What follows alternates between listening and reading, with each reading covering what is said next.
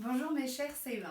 Alors aujourd'hui nous allons apprendre une petite leçon d'orthographe pour faire la différence entre le on qui n'a pas de T et le on qui porte un T à la fin. Bien entendu, il se prononce exactement de la même manière, il n'y a pas de différence de prononciation.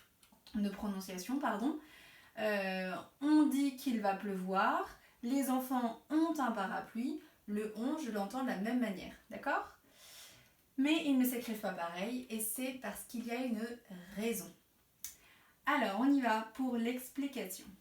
On dit qu'il va pleuvoir. Quand je dis cette phrase, je vais déjà chercher le verbe, d'accord ? Je cherche l'action, je dis ce qu'il se passe.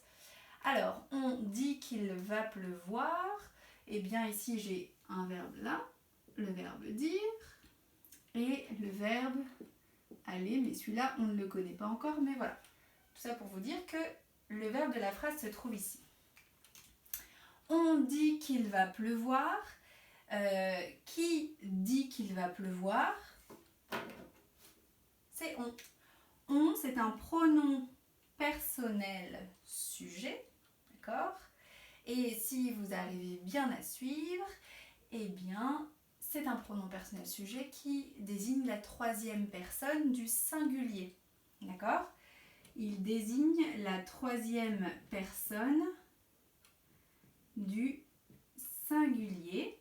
Je peux le remplacer par il ou par elle, puisque je vous rappelle que il et elle, sans le S bien sûr, sont des pronoms personnels de la troisième personne du singulier.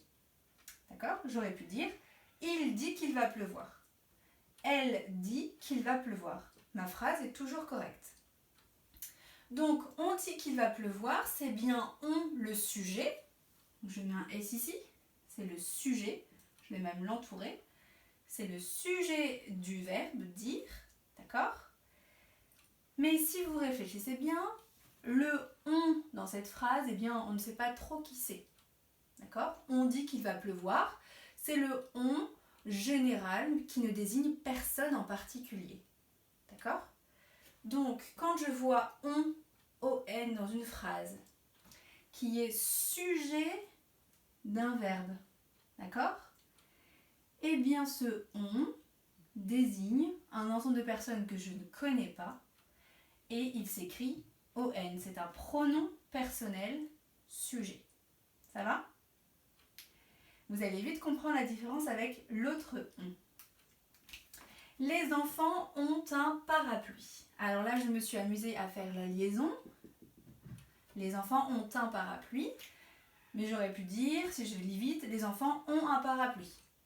D'accord ? C'est pas très, très français, mais c'est pour l'explication. Dans la phrase « les enfants ont un parapluie », le « on » a un rôle bien particulier. Est-ce qu'il représente aussi la troisième personne du singulier? Est-ce que je peux le remplacer par il ou elle? Essayons. Les enfants, ils un parapluie. Ça ne veut rien dire. Les enfants, elles un parapluie. Ça ne veut absolument rien dire. Dans la phrase, les enfants ont un parapluie, le mot on a une fonction particulière. En fait, le mot on, il dit ce que possèdent les enfants. Les enfants ont un parapluie. Le verbe qui me permet de dire ce que je possède, c'est le verbe avoir. C'est justement le verbe que vous êtes en train de réviser. Donc le ONT n'est autre que le verbe avoir. D'accord ? Il est conjugué au présent. Et à quelle personne? Qui ont un parapluie? Ce sont les enfants.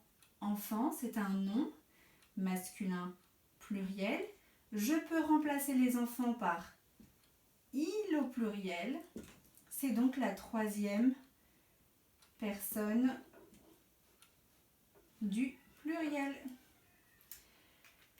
Donc, c'est le verbe avoir conjugué au présent à la troisième personne du pluriel.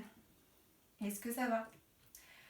Le on-ont est un verbe, donc c'est lui l'action ou qui nous précise qu'il possède quelque chose dans la phrase. Le on sans le t, le on ici, c'est lui qui est sujet d'un verbe. C'est un pronom personnel sujet que je peux remplacer par il ou elle pour ne pas me tromper. J'espère que c'est bien clair pour vous. Bon courage pour les exercices.